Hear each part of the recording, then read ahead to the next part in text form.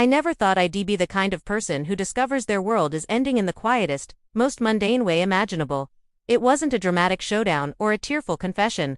It happened on a random Tuesday night, with the rain tapping a soft rhythm against the windowpane. The lights were off, and a sad movie was playing on the TV, you know the type, where people sob over lost love and all the what-ifs. I was curled up on the couch, completely lost in the film. My vision was already starting to blur from unshed tears for the fictional characters when Michael's phone, sitting on the coffee table, buzzed. It wasn't just once. It buzzed, paused, and then buzzed again. And again. He didn't even flinch, didn't reach for it. He just kept his eyes glued to the screen. And right there, in that tiny, insignificant moment, a cold dread started to bloom in my chest. I knew something was fundamentally wrong. I didn't grab his phone.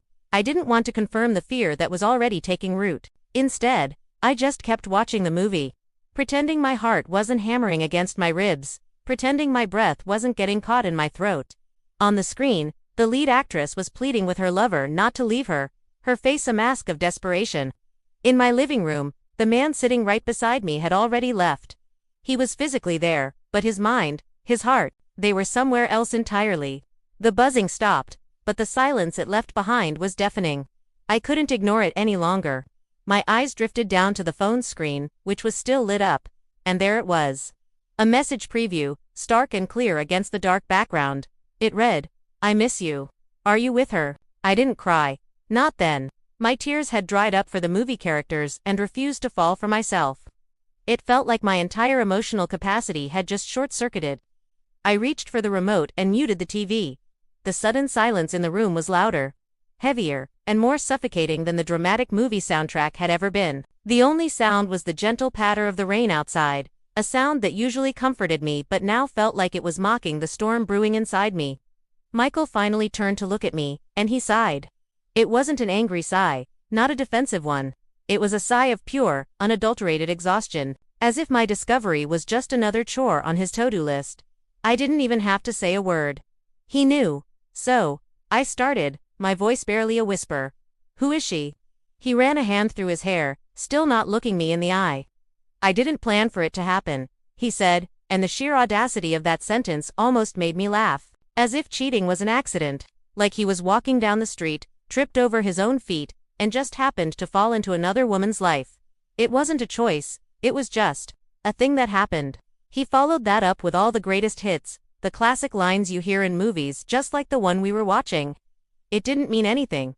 "I'm just confused right now." And my personal favorite, "You're still the most important person to me." Each word felt like a tiny, polished stone being thrown at me. They didn't hurt with a sharp impact, but their weight was slowly, surely, crushing me. I looked back at the paused screen. The two fictional lovers were frozen mid-argument, their faces etched with heartbreak. And in that moment, I had a painful realization. I used to cry during sad movies because the idea of a love so grand falling apart felt like the ultimate tragedy. Now, I was crying on the inside because my own life had quietly, without any fanfare, become one of those movies. I didn't scream at him. I didn't throw a lamp. I didn't even tell him to get out. That night, I just sat there in the silence, staring at the frozen image of a love story ending, while mine had already ended without me even noticing. The saddest part wasn't even the cheating itself. It was the crushing, hollow realization that while I was engrossed in watching stories about love falling apart, mine had already crumbled to dust, and I had stayed, passively, foolishly, long enough to watch the credits roll on my own relationship. I was just the last person to know the movie was over. That night changed how I see everything. It wasn't just about the betrayal. It was about the silence.